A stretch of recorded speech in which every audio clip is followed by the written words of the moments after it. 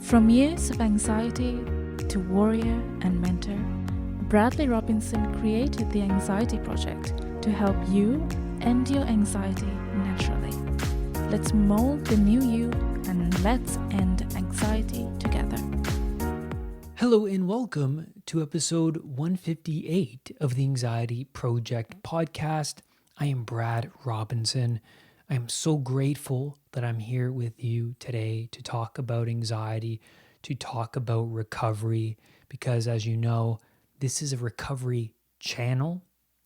And I believe that, and I've seen it done, you can overcome anxiety naturally without medications, without being dependent on many external things, and bringing about that true power from within yourself. In this episode today, I want to talk about my journey from being that dependent guy, scared, anxious self to empowering. Like, I came from a place where I was set in my ways and I truly, truly believed that I could never get better, that my life couldn't get better. It wasn't in the cards for me. And the fact that I can sit here now and acknowledge that, it's overwhelming to me. I can't believe I've come that far.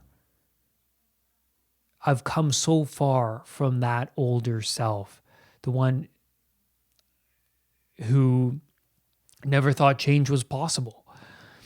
But before I talk about that, I want to go over your comments on last week's episode, starting with Tammy.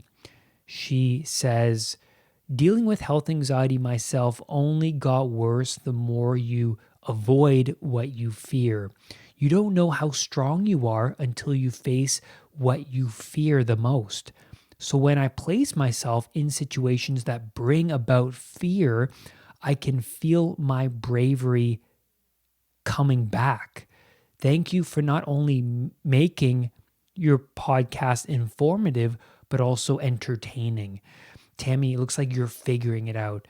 And that's how you figure it out, is by experience. It's one thing to listen to the podcast and watch the videos, but it's another to actually implement the techniques, because exposure therapy works. It's what's necessary. Great work, Tammy. Thank you for the comment. Douglas M says, depersonalization only continued the more I obsessed over it. Like you said before, obsessing is a sign of anxiety, and that's only going to keep the depersonalization present. What do you suggest I do to lessen this depersonalization? Looks like you're already figuring it out, Douglas. In a short answer, I say stop caring about it. Stop caring about it, because you said in your comment, the more you obsessed over it, the more it continued. So stop caring. Stop Googling the symptoms. Stop searching depersonalization on YouTube. Stop the coping strategies. Just stop caring about it. And I recommend that you listen to episode 156, where I talked about depersonalization quite a bit in that episode. Actually, the whole episode. All right, let's move on to Melissa. Melissa leaves a comment on the YouTube version of the podcast saying, I am new to your channel and it's becoming my favorite about anxiety. Please, could you make a video about excessive sweating due to anxiety and how to understand it and cure it? Sending gratitude and love from Belgrade, Serbia. Thank you, Melissa. And yes, that's a great suggestion. I will cover that at some point. Sweating is a big symptom of anxiety. And when your fear response is active, your adrenaline and cortisol is high. And when you're in a stressful situation, what happens? You perspirate, right? It's natural. It's a natural bodily response. And sort of to what Douglas was asking how do you lessen the depersonalization? Well, the same thing with sweating. Stop caring about it. Who cares if people see me sweating? It's natural response, right? It's your emotional attachment to the thing that's making it continue to survive. You're adding fuel to it. So how can you lessen the fuel that you're adding? Well, simply put, quick answer, stop caring about it. Let it go. All right, now let's get into this episode. I want to talk about my past, and I want to compare that personality to the man I am now speaking to you guys, the coach, the mentor that I am. Well, I came from a dark place in my life. Like I said at the beginning of the episode, I had a set mindset that this is what life is and this is how it's always going to be. So I want to talk about the time from ending my internship, like after college, and then until I took on the responsibility of my recovery. So in that time, at the end of college, I was in a relationship, a toxic relationship. I want to talk about the ending of that relationship and then the transition from that to Pleasure Island. And during this Pleasure Island phase, I was avoiding any real responsibility. I was avoiding work and I was spending my time with toxic friends and doing many toxic behaviors, which I will get into. And I want to talk about how I ended up with an anxiety disorder. What happened? What was the pattern that led me to severe anxiety? Because I swept so many things under the rug. Unresolved emotional baggage was still lurking under the rug, which is my unconscious mind, right? You see that with a lot of people nowadays who are overly stressed. Their life has gotten beyond them, and so they're very sensitive to any sort of novelty. And that's what happened with me. Anything that was new, anything that disrupted my pattern, I met with anger, frustration, confusion, and then more anxiety. So let me take you back a little further to when I was 10 years old. I had my first panic attack. Now, I didn't know what was happening, obviously, because, I reacted to my symptoms, as you may relate to, with some confusion. With that confusion comes, this is a threat to my life. And then I ran out of the basement because I was watching a movie with my parents. And I sat at the top of the stairs, hyperventilating, afraid I was going to pass out, have a heart attack, die. Like I had no control, right? It was the losing of that control that drove me into the severe panic. And then my parents didn't know what I was experiencing, but they did to some degree because I remember them saying, "You're overly excited about the movie." And they're not wrong, right? The movie was intense and it brought about stress symptoms, and those stress symptoms were misinterpreted by myself. So that was my first panic attack. Now, then the panic came back later in my life when I was older and in that toxic relationship with my ex-partner. We were at the mall and there was a concert happening at the mall. And I started to feel my symptoms arise, and then it brought back the same emotions that I had when I was 10. And then I ran up to the exit of the mall and I phoned my parents while I was sitting on the ground, confused and bewildered. And my ex was there, and I think a couple of my friends were there. It's hard to recall because I was in anxiety mode. So nothing else matters. Everything becomes blurry when you're in anxiety mode and you're unconscious, right? Not physically, but unconscious, meaning you don't have much awareness of your surroundings. You're more internal. And so I didn't know what to do, right, at the time, because I remember at that time of that panic attack, my life was getting beyond me. I was in a toxic relationship and I didn't know what to do about it. I felt stuck. And being with a set mindset, I thought, well, leaving this relationship isn't going to happen, because what am I going to do outside this relationship? This relationship is keeping me occupied. It's providing me with some sort of fulfillment, even though the drama is horrible, right? In a toxic relationship, the drama is fulfilling some sort of thing in my life. It's adding value in my life, right? Because drama is novelty. And well, my life was pretty mundane, right? And that novelty, we all need novelty in our life, but it was unhealthy novelty. That drama was only facilitating more novelty, but expanding my anxiety at the same time. And I remember at this time in my life, my mom told me, Brad, you need to slow down. And I was always rushing around, trying to get somewhere, trying to please other people rather than pleasing myself. And that's another thing I want to touch on with my ex-partner. I was trying to please her and I was neglecting myself. I thought I was a good guy in that relationship because I was putting her first continuously, but at the same time, I was neglecting my own mental health, my own physical health, and thus I was losing a lot of self-respect for myself because of how, I want to say, slave-like behavior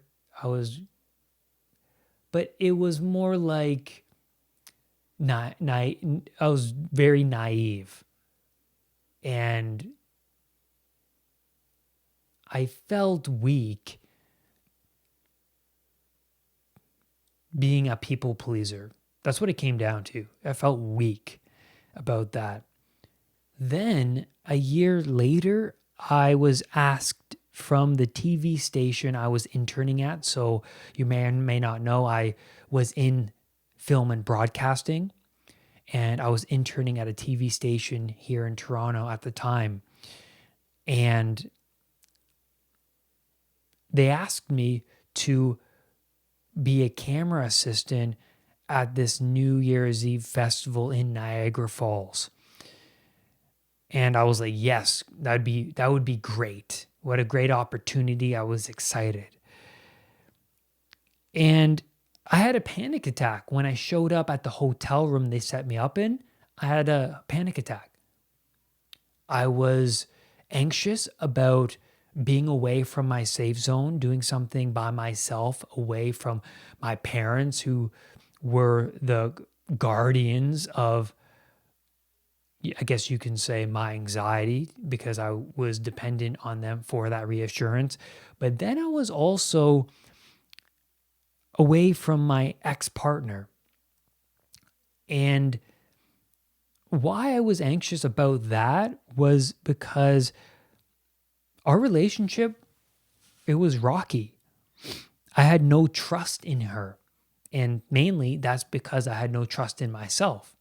Now, I got through that panic episode mainly because when I was working, it distracted me from my anxiety. And because I didn't leave, well, I felt like I couldn't leave, right? Because I was in Niagara Falls working on a production. And so I stayed, and my anxiety lessened quite rapidly after that. And then after that time, the moment I reached rock bottom was when I started to date Maggie, and this was years later. I was in a toxic relationship for 4 years. That ended, and then I was on Pleasure Island for a year after that. And then I found Maggie, and we met. And that relationship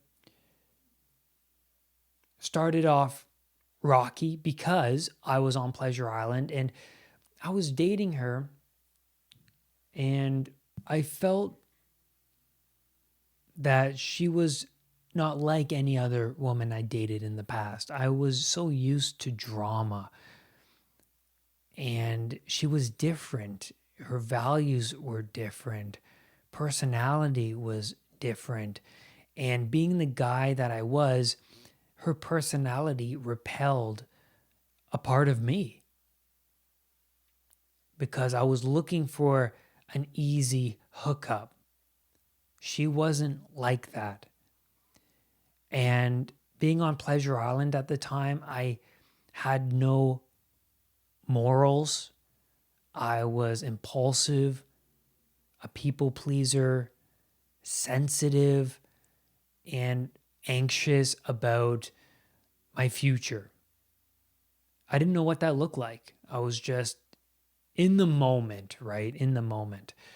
And I felt ashamed about who I was. I was insecure, weak, and overwhelmingly sensitive to any sort of change. The thought of going into work, or if my dad would say, Brad, you should apply for this job, it would bring about anger instantly. It's like, I don't want to do that. I felt ashamed about who I was.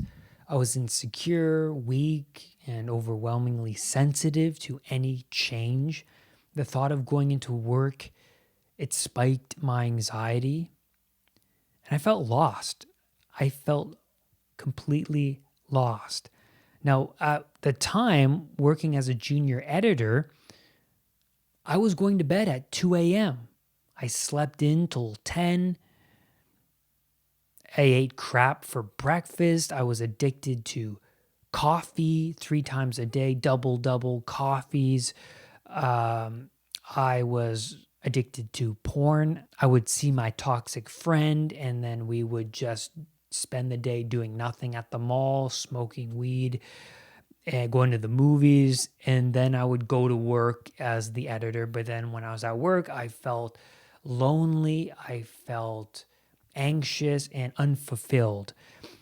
And I was unhappy because I continued to think thoughts like, there has to be more than this.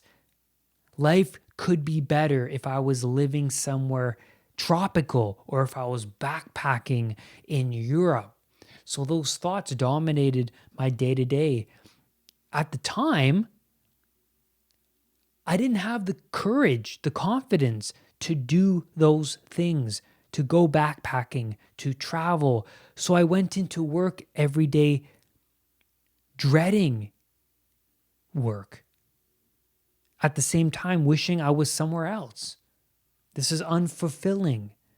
And in the movie Groundhog Day, you see that laid out brilliantly. Bill Murray's character, Phil, you see him not wanting to be in Punxsutawney doing this news report. He wants to be somewhere else. He wants to be somewhere, I think it's Florida he wanted to go to.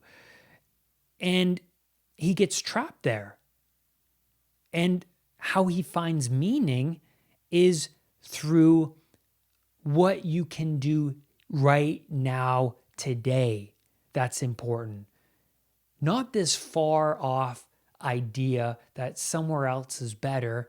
What can you work on today?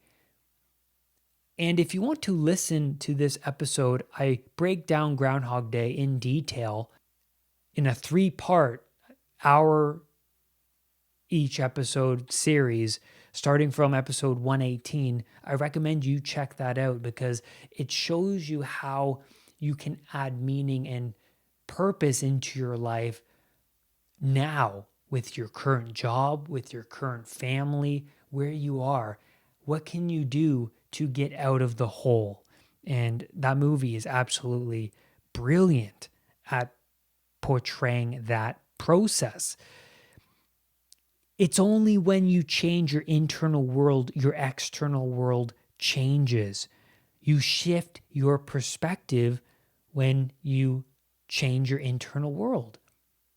Like Eckhart Tolle says, gratitude is the foundation for all abundance. Many people, we don't have any gratitude for the little things. we're not aware of that. So cultivating gratitude is part of the journey to change your internal world. And my channel is all about the process to changing your internal world. When I started to change and take on the responsibility over my anxiety, it's because I was willing to take this on that I started to reach outside of my set mindset. Could things actually get better? Is this possible? I then started to sacrifice behaviors that I knew to be wrong. I was separating myself from my old anxious me, recognizing, oh, that's the pattern of the old Brad. What can I replace these habits with? I want to do the opposite because, well, that Brad, he was doing it all wrong. Everything was chaos. What did that Brad avoid before so I can do the opposite? Hanging around a toxic friend turned into watching my mentors at the coffee shop, reading self-help books. So now, what are the differences between that old Brad and the Brad talking to you today? First of all, I have a routine, a discipline. Through discipline comes mental hardening, strength. You don't know what you're capable of until you step outside your comfort zone. And that could be quitting caffeine, something like that. Or getting up at 5:30 each and every day. When you get up, what happens? Oh, I don't want to get up. Oh, 5 more minutes.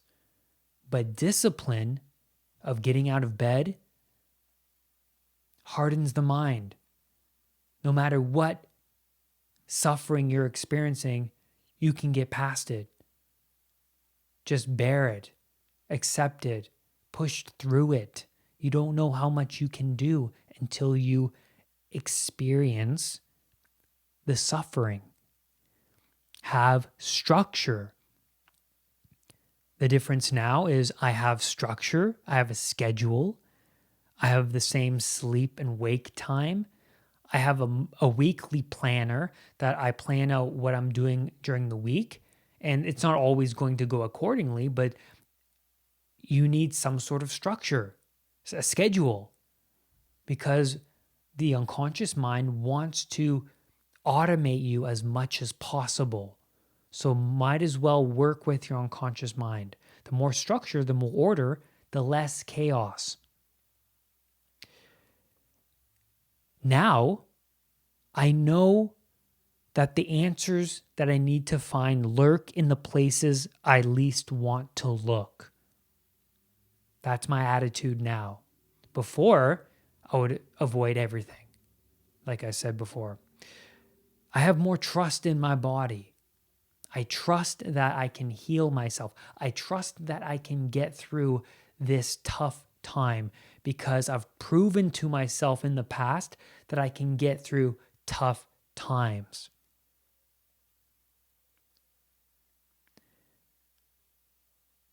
I feel lighter than I used to. I burned off old baggage. I sacrificed behaviors that made me feel weak.